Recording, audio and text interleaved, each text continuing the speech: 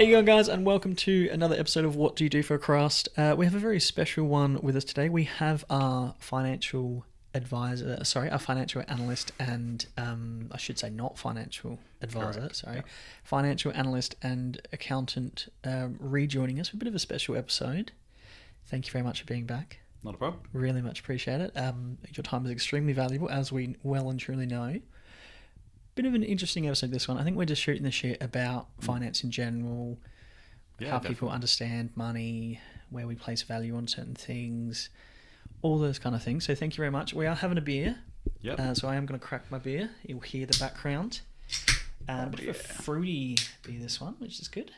Cheers, mate. But cheers, thank you very much. Really appreciate it. Oh, that is good. I haven't had one of them in ages. It's nice, actually. So good. Rover, Henley Street. It's good, that. So this is just shooting the breeze. I'll preface it. I have to say, it's part of my professional association with chartered accountants, so I am not qualified or licensed to give tax advice or financial advice. You need certain licenses to be able to do that. So those aren't my area of expertise. I have knowledge in them, but yeah, this episode solely is just, look, I've made great financial decisions throughout my life. I've made terrible ones, and I've seen friends and family make great and terrible ones as well. So yeah, sharing my experiences. These are my personal opinions. Each individual is going to have their own things that work well or don't work well for them. And yeah, it's really just exploring different ways to go about it. Because yeah, I'm sure similar to yourself, I didn't get a great education when it comes to finances. There wasn't a lot of information passed down from family. It wasn't really something that was of interest to me in school. And so, yeah, there were, you get to 18, 25, 30, various life stages. You make decisions that may or may not be good. And yeah, it's really, I'm just going to share some of the learnings that I've seen and hopefully shed some light on some of the things that the general public may not necessarily have that in-depth understanding of. Yeah. I very much agree, and this is a very personal interest for myself as well. Just personal finance in general, I think, is really interesting, and I think very important for us all to understand, because it's all going to be a bit different and subjective and whatnot. And hopefully we'll go through credit cards and super and salary packaging and loans and investing and budgets and all that kind of stuff. But obviously, yeah, I definitely agree. Good disclaimer that I am by no means a financial advisor either. It's just all just my personal opinion and just things that I've learnt on. And similar to yourself, I've made good investments and bad investments. And I was a young idiot, and I would piss my money up the wall on booze and going out and drinking and the new surfboard and the new car, and I made good choices and bad choices as well, which is really interesting. Can I ask you, do you think that we're Australian, if you can't tell by the accents. Do you think the Australian education system, because agreed, I think finance used to be a very FUBAR personal thing that, you wouldn't talk about. You wouldn't tell someone how much you earned. You wouldn't tell where you put in your money, and still there's definitely around that. But I never learned this in school. There was never anyone that sat down, and I even did a business studies class in school in year 10 or year 11 or 12. But we never went through personal finance. We never went through where you put your money, or even around investing, compounding interest, tax, stamp duty. No one ever sat me down and went, okay, you pay tax, and this is where your tax money goes to, and it's important to pay tax because it contributes to roads and education and policy and all those kind of things. Yeah, definitely. It's a real odd one. It's and that's the thing as well, is there's two sides to this coin, because I agree, I didn't see that education personally, and I know that many others feel that way as well. But also I think how we deliver that is very important from a teacher and a schools and a public education system, because I do remember there was a topic in my math class, I think it was in high school, where we went through tax and the Medicare levy and stuff. You went to a better school than I did. Well, I doubt that, but it was it was an interesting one, because I do distinctly remember being bored shitless. I hated that class. Yeah. Who'd have thought that I'd become a chartered accountant? But yeah, so how that education is delivered is really critical, because look, finance isn't a sexy topic. It's not. I think it is. I Oh, really yeah, think but- it is. But yeah. obviously, I know people normally hit the snooze button and go, "Oh yeah, whatever." Well, yeah, and so particularly like we're talking with kids, we're talking with teenagers who, you know, teenagers at the best of time don't want to listen to adults, It's true. let alone people in finance who are, can be very boring. So, so how we deliver that education is key. But yeah, I didn't grow up in an environment where it was hugely talked about either. So that culture and the family values is important. I had no idea how much money my mum or my dad did or didn't make. I had no idea if they had credit cards. I had no idea what kind of debt they had or what kind of financial decisions they thought were good or bad. Because, yeah, like you said, that was taboo. You didn't ask those questions at the dinner table. It was never spoken about. And so, yeah, you think about how you are as an individual, what your values and beliefs are. A lot of them, typically, they come from your parents and your family and your role models as you're growing up. Yeah. If that isn't discussed, if finance is just not brought up, then going into school, you're not going to be paying attention to finance because it's not in your values, it's not in your beliefs, it's not interesting because it's just this whole topic that has nothing to do with you. But the reason it has nothing to do with you is because it was never part of your upbringing. Yeah. And so, yeah, it's starting off early, particularly if you have kids, giving them pocket money. Okay, well, delayed gratification. Delayed gratification is a key one. If you have $5 now, if you don't spend that, I'll give you $1 next week, and you'll get that dollar for free. And that's teaching them, while it's fantastic interest rates, mind you, I'd like that, 20% in a week, but look, it's starting those conversations around delayed gratification, because that's key with debt or credit cards or loans. That's the opposite of delayed gratification. So that's giving you the benefit, the reward, the good feeling, the dopamine, instant, but it's instant. And the problem with that is that you're given the reward up front, but then you have the financial consequences of that. Now, that's not to say that debt's bad. Obviously, pretty much everyone will need a mortgage. There's good debt and bad debt, and I'd be curious to get your opinion on what you think is good debt and bad debt. But sorry, I didn't mean to interrupt you. No, but yeah, so the delayed gratification is really a key part of that. And if you teach that to kids early, and teach them the importance of understanding money, how it works, and be open, have those conversations. If your kid asks how much you earn, that's not to say that you let them go and tell everyone, but you might say, look, I earn between this number and this number, and it's important that I'm happy to share that with you, but, let's keep that within the family. Other families may or may not have more or less than that number, and they may feel uncomfortable with knowing how much we earn. So, teach them, if you want it to be a privately held thing in your family, if you don't want to talk about money. It's the dog scratching at the door. Yeah, if you don't want to talk about money, that's okay. Teach them about why you don't want to talk about money. Kids are all about the why. They ask why to everything. So, hey, I'm not willing to talk about money. Here's why I'm not willing to talk about money. Or, I will tell you about this, but here's the limitations that I place on it. Don't go and tell your classmates how much I earn, because that can make people uncomfortable. It's quite a personal thing as well, how much you earn. I would love to get your gauge on societal changes, I guess, of finance in general, and particularly personal finance. We saw the early days of The Barefoot Investor, and I'm literally looking at the book right now on the shelf. And there's like Rich Dad, Poor Dad, there's heaps of different, and then there's a lot of really good podcasts about personal finance and setups and that as well. But I do think there's societal changes that occur. I remember getting some financial advice from my parents or some seniors years ago, where it was like, you put your money in the bank. You put your money in the bank, you save it, and and then you go buy something based on having the money that you have in the bank. Yeah. And that was on the day where interest rates, your bank interest rates were actually not too bad. Now, I always think it's quite interesting where some people go, well, your money's not doing anything, just sitting there. Could you then be putting it into investing? But then there's obviously investing as an avenue of risk as well that comes with it.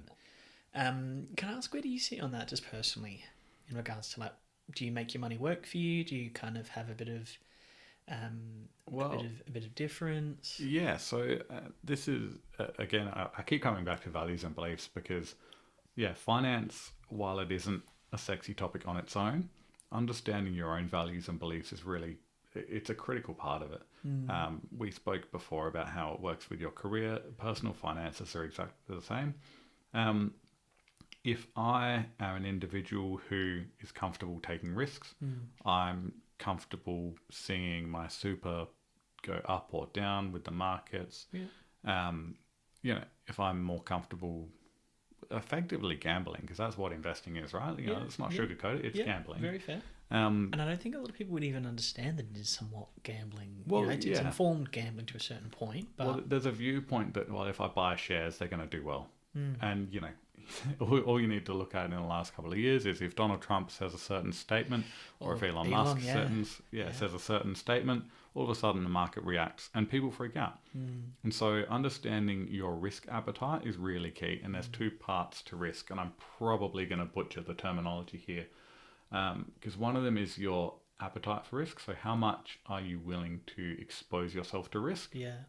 So for me, personally, my money in super is in a high risk, high yield category. Me too. So I get good returns when the economy is doing really well. But similarly, if the economy plummets, so does my super. It goes down. So I'm willing to expose myself to that level of risk because I'm at an age where I've got time to recover. So if there's a global recession, if there's COVID, if there's a GFC, I know that I'm going to be working for another 20 years, and I can kind of have confidence that, I've got time to recover my super. You and I are the exact same. If I'm 60 years old and I want to start winding down, I don't want Donald Trump to open his mouth and see my life savings fucking plummet.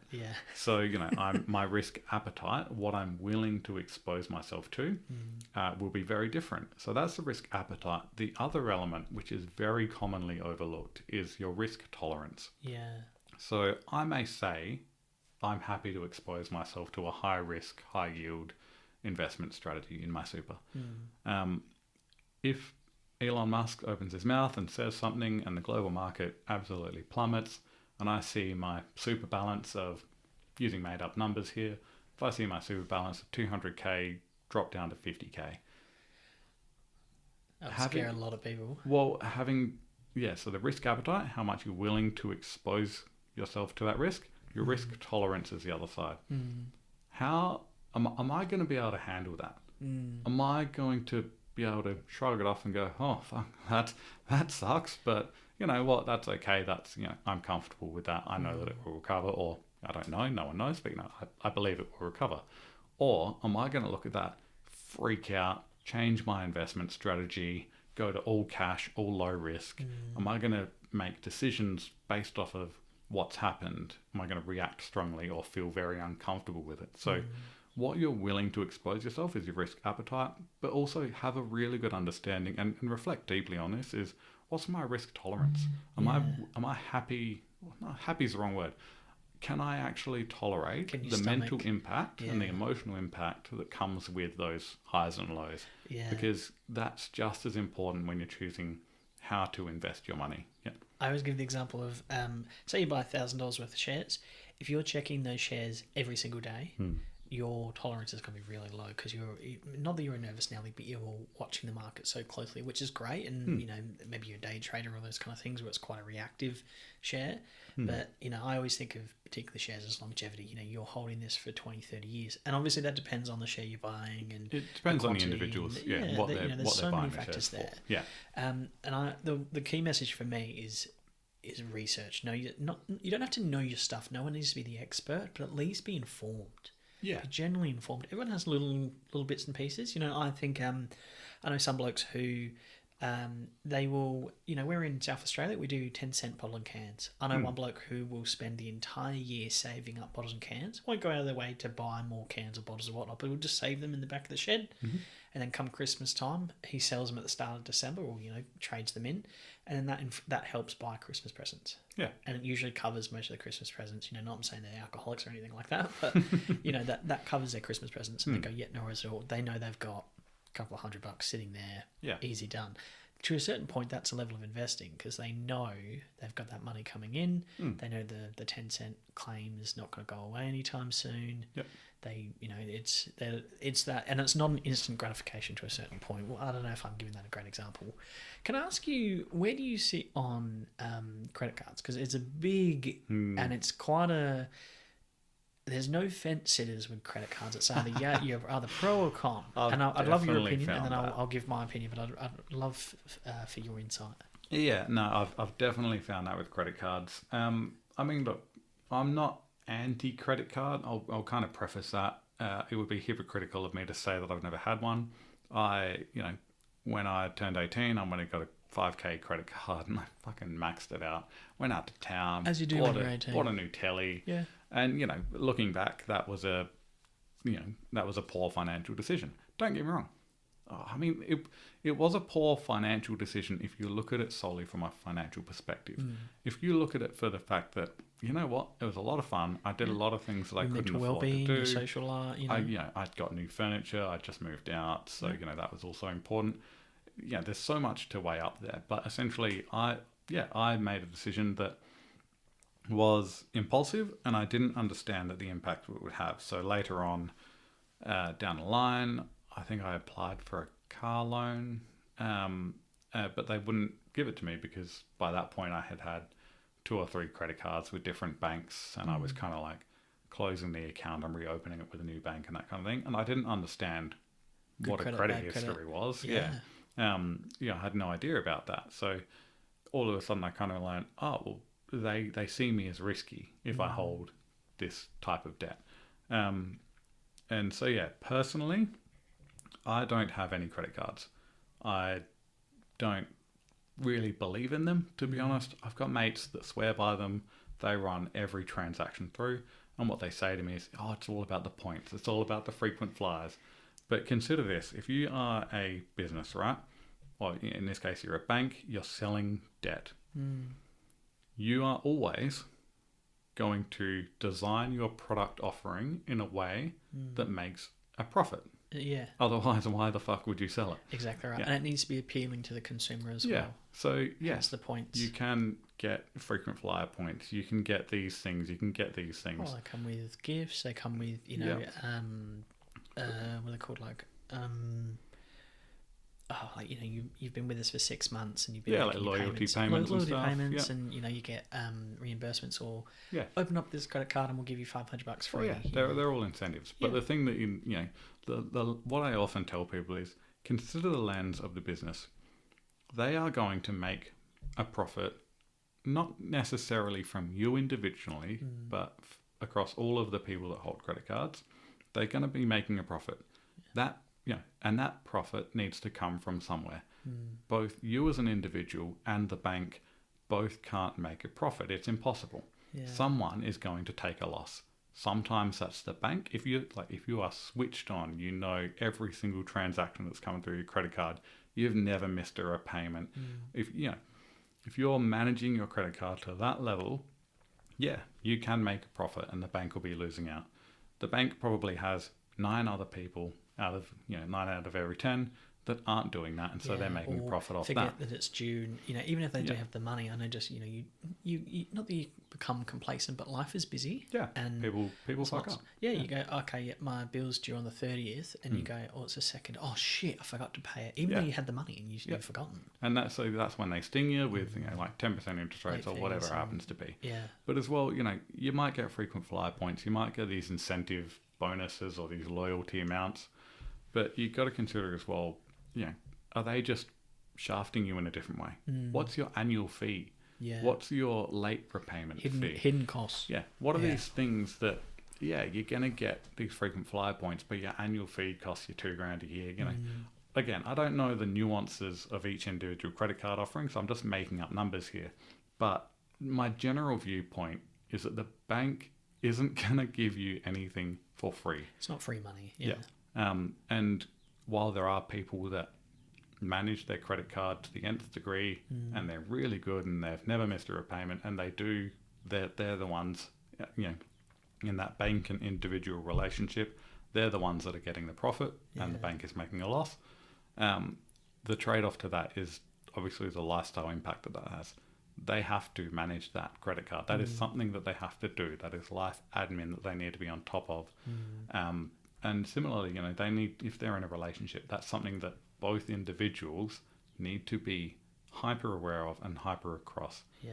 Because if the partner misses a repayment, that may, if it's linked to your credit card, that can have a converse effect. So absolutely. Yeah, I personally, I don't have credit cards. My wife doesn't have credit cards. We are firm believers in delayed gratification, because people say, I can make the repayments. I can, I've never missed a repayment. And so my counter to that is, okay, well, if you can repay your credit card every single month, what's stopping you from setting aside that amount every month and just buying something with your own money instead? Why give yourself the stress of having a credit card? And there's always a newer model and, all those kind of things.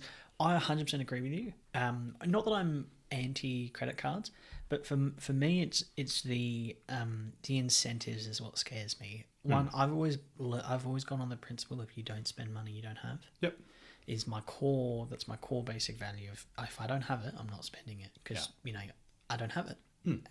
How could I spend it? Yeah. What kind of scares me is the incentives. These are designed to get you to spend more money or to get you to a certain point. So I always give the example of, say you've got $1,000 a month credit card and it tells you you've had it for 6 months, no worries at all. You make the payments, no problem at all. You've had no fees. You do your normal spending through it, no problem at all. What then happens is, normally what they'll do, in my experience, and this is just my pure experience, they'll then go, oh, well, if you spend $1,200, we'll give you a free toaster. We'll give you $100 back. Yeah. And particularly the $100 back is a really common one, or money back guaranteed. What now happens is you've gone from spending $1,000 a month to now spending $1,100 a month. And yeah, you got $100 free money, no worries at all. But you've spent $100 more than you previously were. And you always meet those people that go, yeah, I've got credit cards, but I manage it, and I get the free toaster, I got the free air fryer, I got the frequent flyer points, no worries at all. But you've had to spend more money than you originally planned, or that you normally would. So every month, your daily cost of living, all those kind of things is $1,000. And I'm just using round numbers for easy things. But from having to get a credit card and to get those frequent flyer points or to get those bonuses, instinctually you often have to spend a little bit more than you normally would to get the payoff, and that's what scares me. And this is where understanding the business model. And, you don't need to be an analyst. You just having a high level understanding of who makes money in this arrangement. The bank will make more money from you the more debt you have. Even if you're not paying interest, or even if you've got no annual fees, what happens is they will increase your credit limits. Like, hey, Ed, you're a great customer. You are, we really value you. You've got $1,000 credit limit at the moment. We'd like to increase that to 2. They make you feel valued. They make you feel, you're like, I'm doing well. Yeah, awesome. This is great. Oh, nice. I must be kicking goals. Ultimately, what they've done is they've increased your risk profile.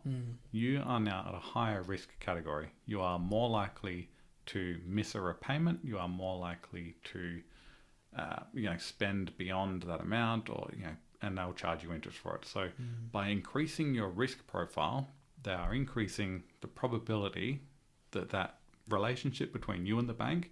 They are increasing the probability that they will become the profit maker in that agreement. And so that's where, again, banks are nefarious. They're not going to sell a product that doesn't make money.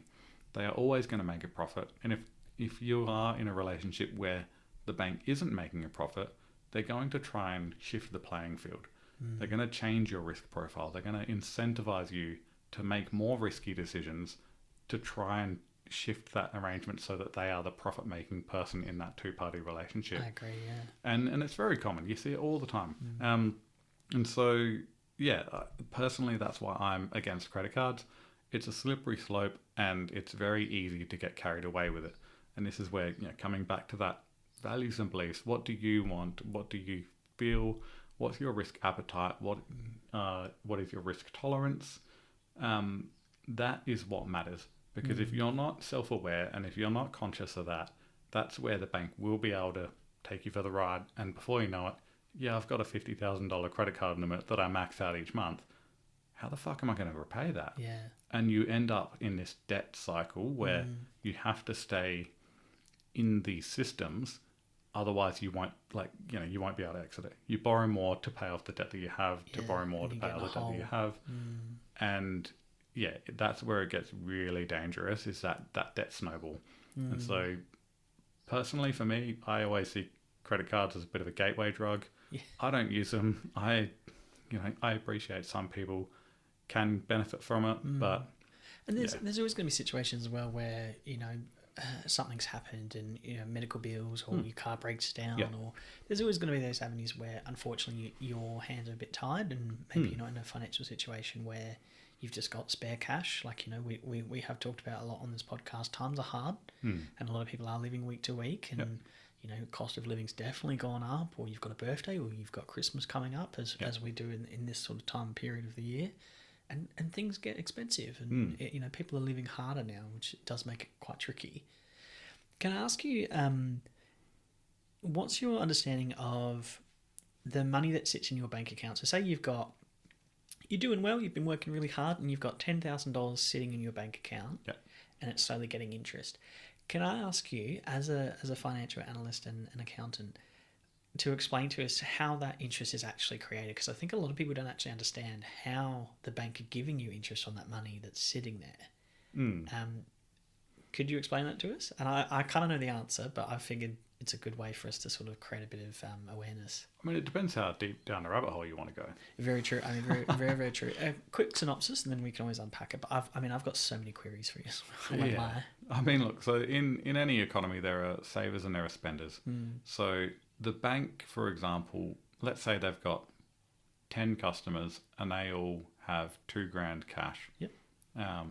What's the quick math on that? 20 grand. 20 grand, yeah. So the bank holds 20 grand cash. What's actually going to happen is the bank won't hold that 20 grand cash. They may hold 5 grand of it. And the other 15 grand, they've gone and invested, they've sent it overseas. They've invested that money essentially.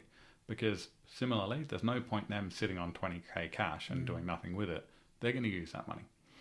And so that's where they rely on savers to have money in their bank account that the bank can use. And that's where they reward you. So they're going to pay you interest to be like, cool, if you keep this $2,000 in your account, if you don't spend it, if you keep adding to it each month, we'll give you 5% interest or whatever it happens to be on that. And they'll pay that money into your account. So it's worth noting as well, while that does sound nefarious, the bank's using my money and they're investing it and they're making a profit off that. There are certain regulations, particularly in Australia, where the bank has to hold a certain amount of capital. So using that 20 grand example of those 10 customers, again, I don't know the actual maths or the actual rules and regulations around this, but the bank might have to hold 10k cash. They may, there are requirements about how much capital they hold at any time. They have to have that on hand as liquid, which is essentially you're able to turn it into cash. So they do have to have that, but also as a consumer, you are protected. So even if they do go and below that 20k and it's all gone, that's not your money. You still have that 2k with them. It's just how they use that money. And the global economy it's very, very complex and intertwined, and there's money going everywhere, and people are co-investing and also. And we saw it with the GFC, where there's all of these different global entities that are all linked. So when one company goes under and all of a sudden 10 others go under, it's because all of those monies are shifting hands all the time. So essentially the high level is that the bank will reward you for keeping money in that account and not spending it, because they can then use that money to do things with and make money. So they make 10 grand and then they can give you back 1k of it. Thank you for explaining that to us and the listeners, because I remember learning that going, wait, what? And then when you think about it, it actually makes quite a lot of sense. They're not giving you free money to a certain point. Like that, they're making a profit. They have to make a profit. And they're passing on part of that to you. Yeah, which is crazy. Can I ask you, in your personal experience, I want to ask you particularly around household budgets and where you sit on not how family make up budgets, because I think that's too much of an open-ended question, because we could be here all day on how people are arranging things, but in general, are you supportive of a home budget? Someone getting there's heaps of templates online. You can just get an Excel spreadsheet. Are you a pro towards just having a budget? So, I mean, yeah. Well, and that's the thing is, there's this conception that a budget has to be some huge spreadsheet and has to be complex. And, don't overthink it. A budget in its simplest form is essentially an understanding of what you make and what you spend. The ins and outs. Yep. It's as high level or as detailed as you want it to be. And each individual will have different ways of doing it. So, for example, I am an analyst and I'm an accountant. So if I was to set a budget, I'm looking at transactions. I want to know exactly how much money I'll spend on individual things. For other people, nah, they do not care. It's going to be way too detailed. I mean, if you told me, particularly in starting this podcast, my drinking's gone up a whole lot more recently. So I'm spending more on alcohol. Yeah. I know there'd be some people that don't want to know how much they're spending on this or how much they're spending on that because, one, either it's necessary or it can be confronting. Control. Yeah.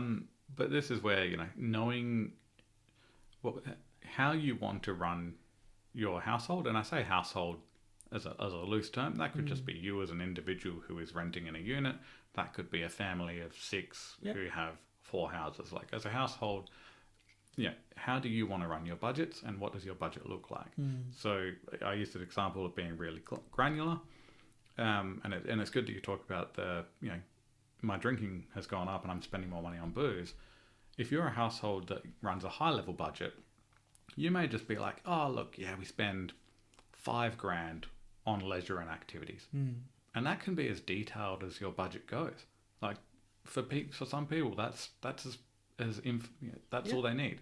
So, and that's why models like the Barefoot Investor are really good to help people kind of get their foot into the door of getting an understanding of their money, getting an understanding of where they're spending it without necessarily, I've said it before, finance is not sexy. So, you don't want to put people off by building complex spreadsheets and it's like, there's all these numbers everywhere. What does it all mean? Just go back to basics. Like, okay, I make, using made up numbers, I make $100,000 a year. We love nice round figures. Yeah. My rent costs, $40,000 a year. My food costs $20,000 a year. My insurance costs whatever. It can be back of the envelope, but as a minimum, I would expect is the wrong word. I would encourage people to, as a minimum, have a real high level, and it could just be five lines: income, food, rent, electricity bills, whatever it happens to be. And when you understand those high level buckets, that's when you can really start to paint a picture. Because if you know that you earn $100,000, your rent costs 40, your food costs 20, that leaves you with 40 grand left. Where's that 40 grand going? Yeah, you know what you've got to play with. I couldn't agree with you more. I think knowledge is power in a lot of aspects of life, but particularly around your personal finances. It's not, and I'm not saying that there's things wrong or you need to make changes, but just having a sheer idea of knowing, okay, I do spend 10 grand a year on alcohol. Oh, that's actually quite a lot. Or it's less than what I thought it would be. And, whatever it might be, I'm just using that as a really obviously broad example. But well, it's making informed decisions, right? Yeah, exactly. So, spending 10 grand on alcohol for someone that earns 300 grand a year, that probably doesn't, ignoring the health implications, obviously. That may not matter. That may not be a big deal. If you earn 50 grand a year and you're spending 10 grand on alcohol, your priorities are going to be different. Very true. So that's where you go, okay, well, is that number too high? And this is where I think people get thrown off, or money can be scary, is because those are challenging questions that you need to ask yourself is, am I comfortable spending that amount on this item? Yeah. Am I comfortable, or, would I rather, and your goals is another part, do I want to invest? Do I want to retire early? Do I want to just send my kids to a different school to the one that they're in? What are your financial goals is a key part of that as well, because understanding where you're at now, building a high level budget, not complex, just super simple, high level, gets you an understanding of where you are now, where do you want to be, and then the gap between where you are now and where you want to be are your financial goals. Helps you with a strategy. How do you actually do that? Yeah. And having that challenging conversation with yourself to say, okay, well, is 10 grand on booze something that I can afford? Is that something that, booze is probably a bad example because I think, yes, you can change that. Yeah. If it's your rent or your electricity, you may not be in a position to actually change that. So understanding with your budget, those 5 items of income, rent, food, bills, whatever, understanding which of those are you in a position to change? Are you in a position to actually modify that? And while you can modify them all, some are easier to change. Cutting out booze isn't, I say easy, ignoring addiction, obviously. Cutting out booze is going to be easier than changing your rent.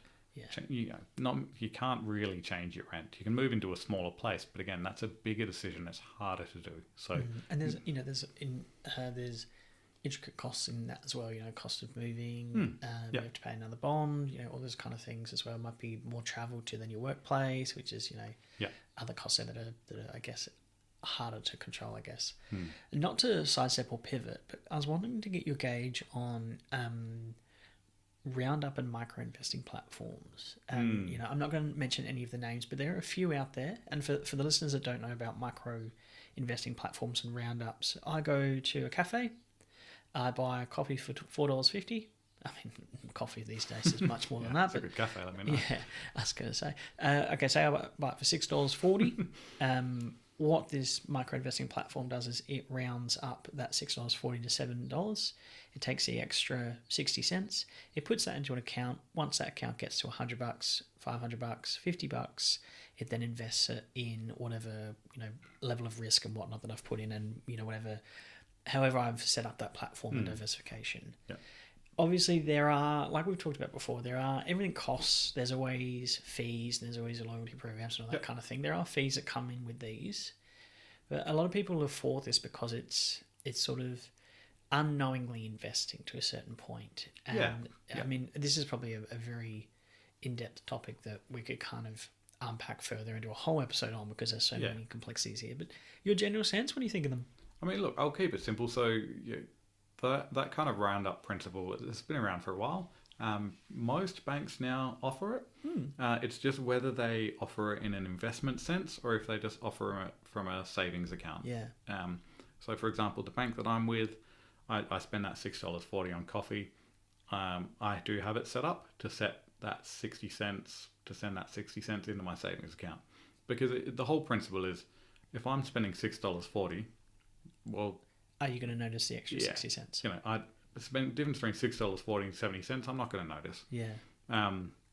So for me personally, I do have it set up. I don't have it linked to my particular bank. It's not an investment one, so mine just goes to a savings account, which I think I've labelled like emergency money or something, and that just quietly builds up, and that might get to $100, or it might get to $1,000 or whatever it gets to, but that's money that I'm not having to actively think about. And in the background. And I come back to that high level budget where each individual person is going to want to,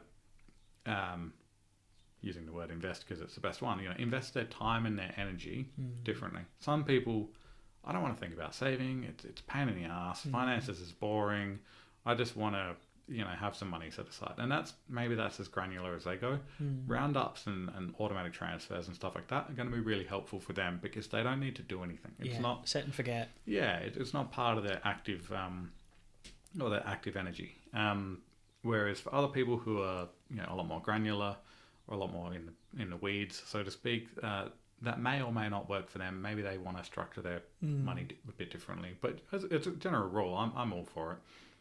I quite like him because I like the avenue of set and forget, mainly because life is busy, and the complexities of rise and all those kind of things. It's nice to know that you have actions in place. That are passive. Yeah. The thing I will caution with, because I know that you gave the example of like micro investing platforms, is if you are rounding up your transaction into one that buys shares for you, for example, understand. Okay, well, again. We live in a very capitalist society. Yeah. Every single organization out there, your bank included, the investment platform included, everyone is selling a product or a service to make money. How are they making money in this situation? Are they charging you fees? Are they taking a clip of that 60 cents and it's only 59 cents that is being invested? Understanding that. Again, I'm not saying it's good or bad, but I always caution people to say, hey, look, okay, well, what's it actually doing? Yeah. Yeah, exactly. Have a high level understanding of what it's doing. Nothing's free these days, and I'm not trying to be negative or pessimistic. No, it's just a reality. It's just a reality. Yeah, I think to get those softwares in place or practices, or for someone to actually create this, it's it's got to be worth their time. There has to be a value that's contributing to whatever the software or platform holder is. No one wakes up and goes, I'm going to make an investment platform that loses me money. Yeah, That's exactly. a great fucking idea. Yeah. No, of course not. They're going to be making money 100%. one way or another. Sometimes that's at your expense because they're taking a clip of your money, like 1 cent, for example.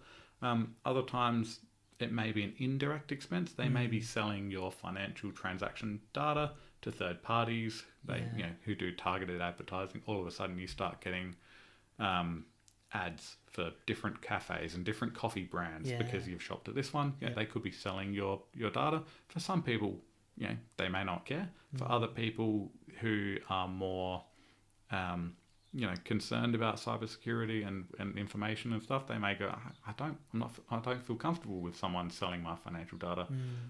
That's a individual choice, or it could just be so there's direct costs, there's indirect ways that they could be making money off you, or it could be completely separate. They could just be holding that capital and investing it somewhere else and making money and giving you a portion back. But again, what are the risks attached to that? Are there any guarantees or regulations that protects you in that situation?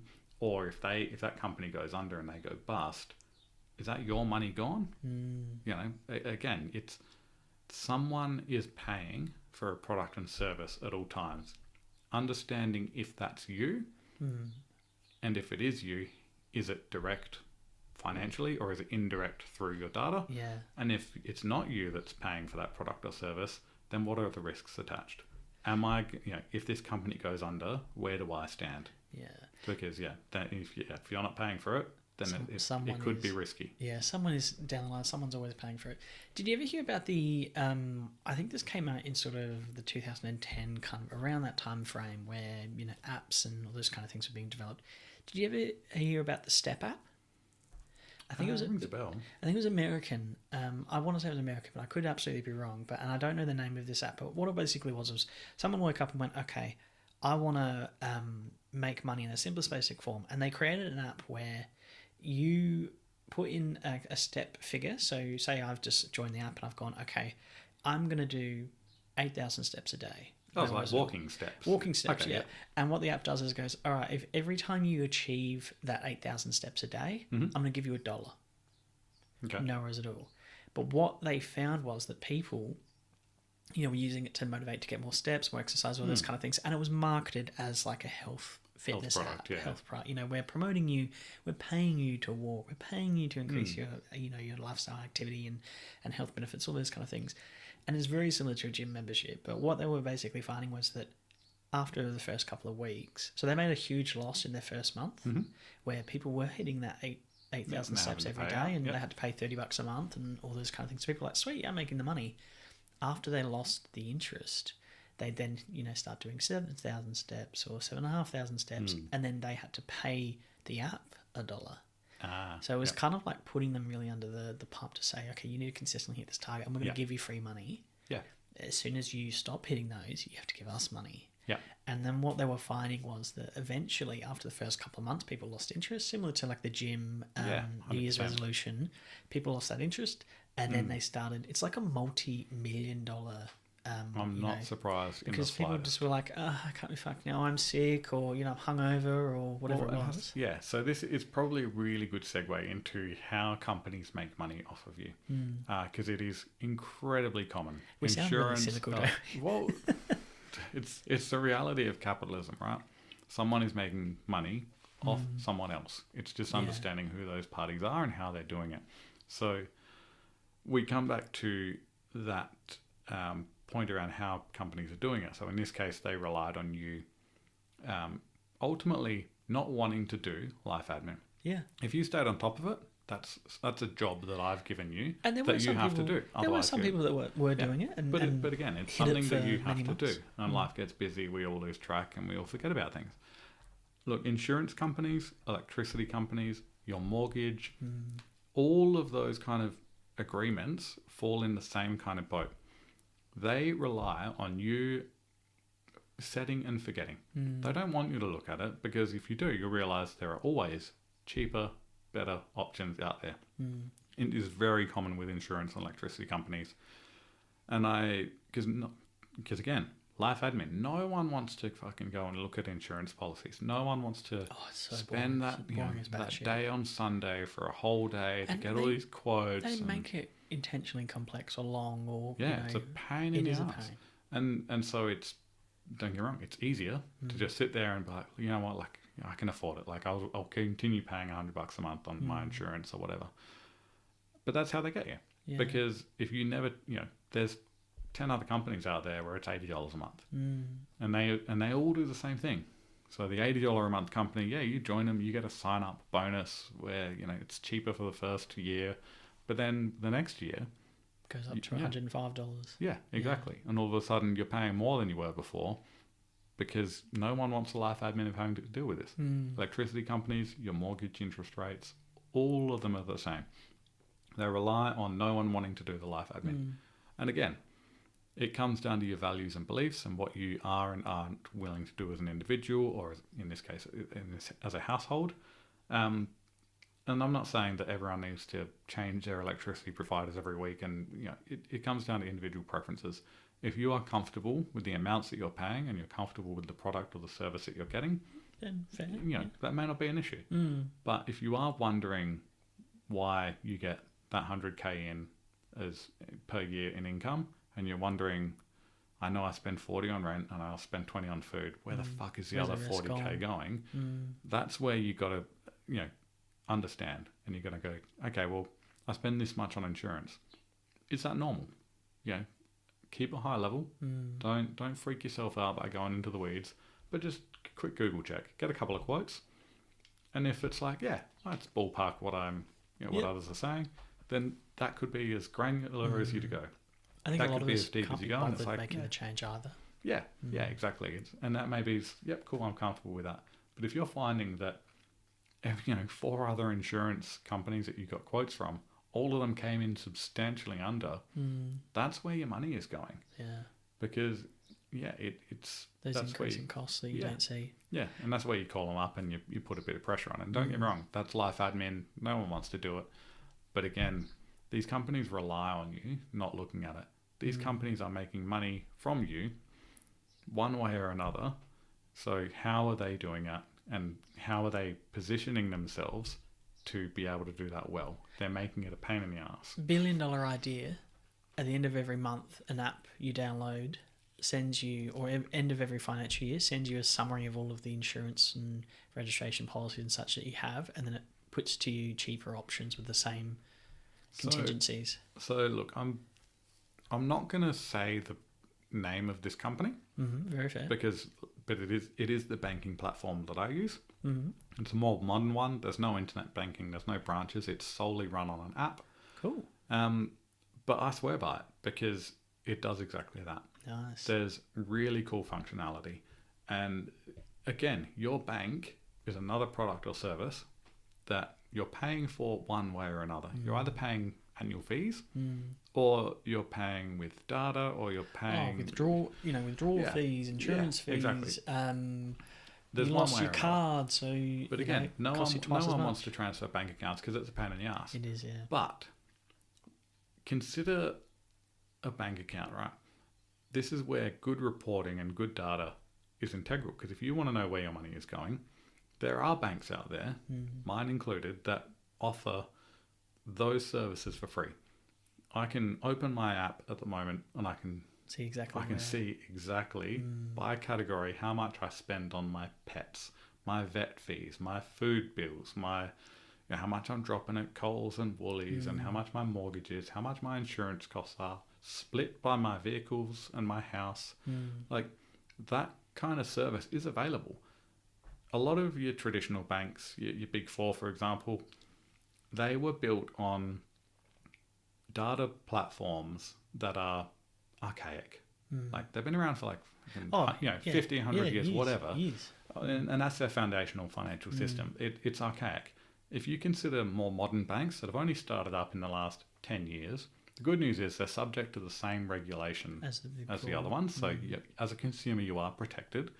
But ultimately, they don't have to build upon a foundation that was established, like 100 years ago or 50 years ago. They've essentially got a clean slate. So they've started up apps, they've started up automations that are really cool. And so, they find a bank that delivers you the insights into your spending and offers you the services that you want as a platform.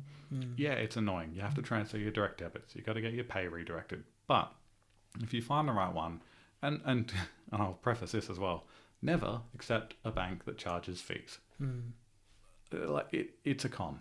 Honest to God, I mean, it's they're a con. charging you to access your own money. It sounds like even if you explain it just as that, you're like, wait, what? It's my money. You're charging me to access it. How? What? Yeah. How does that bloody work? And there are so many banks out there that don't charge annual fees, that don't charge withdrawal fees. There's no monthly fees. There's no international spending fees. There are so many banks that don't charge them. Yeah. Do not settle for a bank that does. International one's a really interesting one. My wife and I, we just recently went on we finally went on a honeymoon, so by no means are we affluent and go on regular European trips, but we finally got to go on one, and acknowledgement to my wonderful and dear wife, she did all the planning, but I was tasked with setting up the international travel card that we needed. Yeah. And I went down that rabbit hole of looking through all the different ones and comparing, and literally sticking with the bank that we were currently with, or with a few different other, particularly some of the big fours. They did charge international fees, and there was so many other options where it was like, no, we'll just they clearly make their money in other avenues, so they didn't prioritize, which was really, really cool. Anyway, sorry, I will sidestep. Sorry, we're very much past our time, but this is such a fascinating content. I could chat with you about this all day. The last thing I wanted to chat about real quick is you mentioned emergency fund, and I swear by an emergency fund because life is tricky, and we do have things that pop up. Whether touch wood something happens, or you have a medical issue, or a family member needs something, or the car breaks down, or you get a flat tire, or you hit a roo, or whatever it might be. It's just I sleep so much better knowing that I've got a bit of money there to keep me protected. Yep. In your opinion, and this is just general advice, in your opinion, as a financial analyst and an accountant, what kind of figure should I be looking at?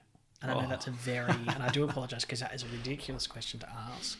I mean, it's one of those things. Do I hit a cap and stop, or should it keep building? What do you think?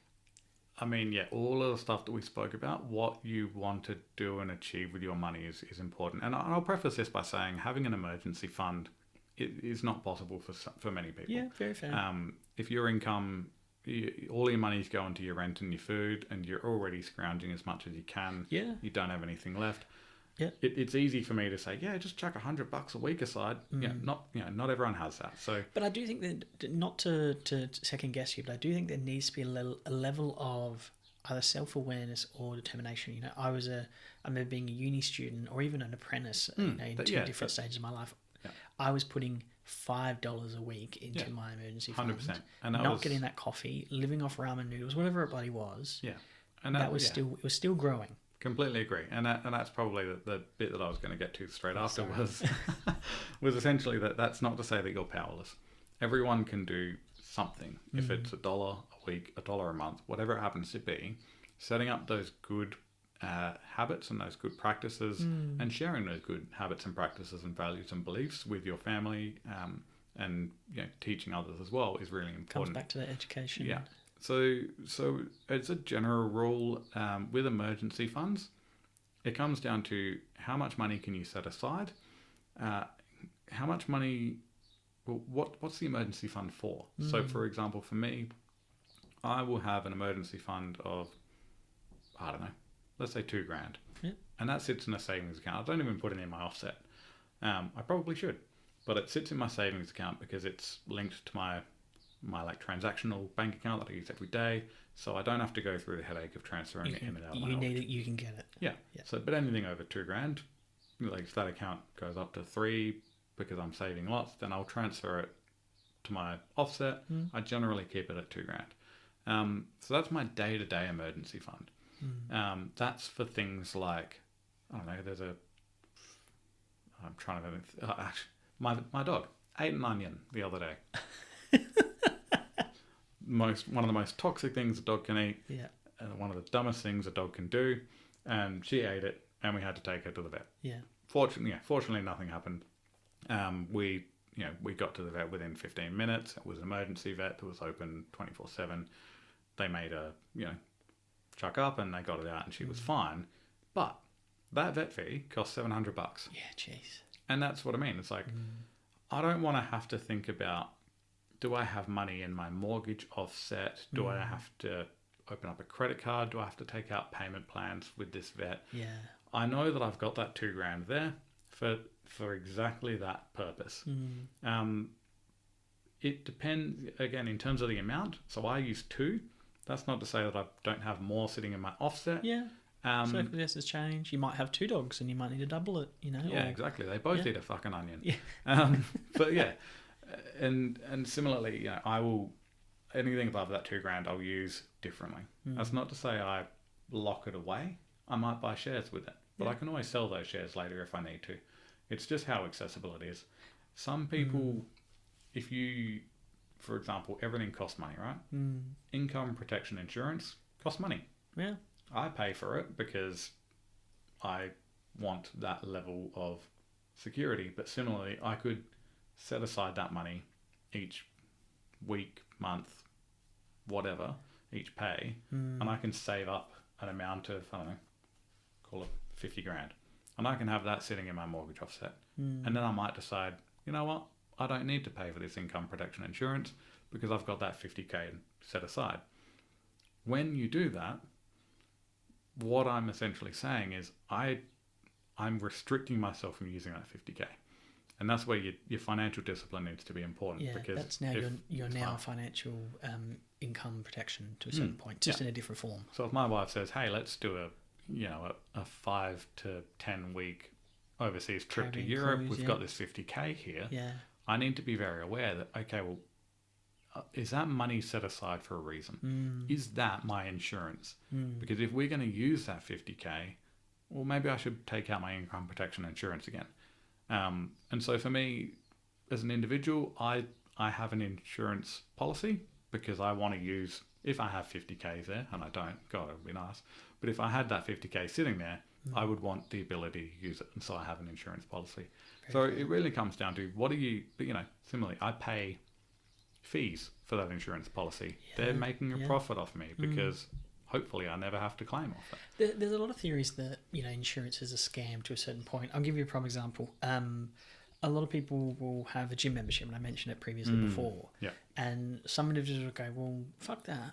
I'm just going to slowly buy gym equipment, keep it in the carport, in the shed, in the back room, whatever it is, and I'll just do some workouts at home in the backyard, no worries at all. Yep. And they've not spent a gym membership. They've got accessibility. They've built some, maybe not assets, but some equipment which could then serve them longer down the line. Yeah. Similar to, I've known some individuals who, medical insurance, they've gone, well, actually, I'm young, I'm fit and healthy, I don't do anything that's going to jeopardize my health. Instead of paying for private health insurance, I'm going to keep that money, put it in a spare account, and then, God forbid, if anything happens, I've got it there. But you have to have, obviously, that personal strength.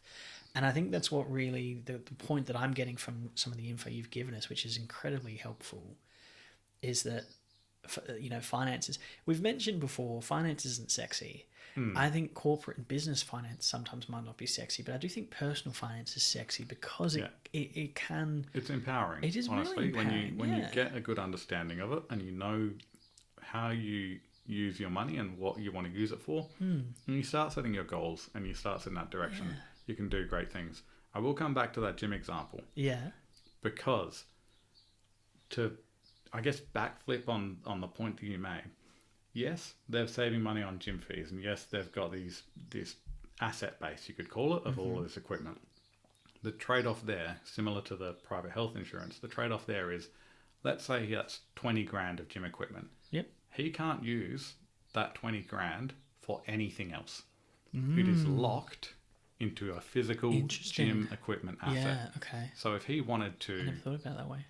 Yeah, if he wanted to invest that 20 grand, because he's got it, like it exists, it's just in the material, form of gym equipment. Yeah. If if he wanted to use that 20 grand, he would have to sell those. Which most likely you could argue at a loss and, you know, And so value really it comes down to, how do you want to hold your assets?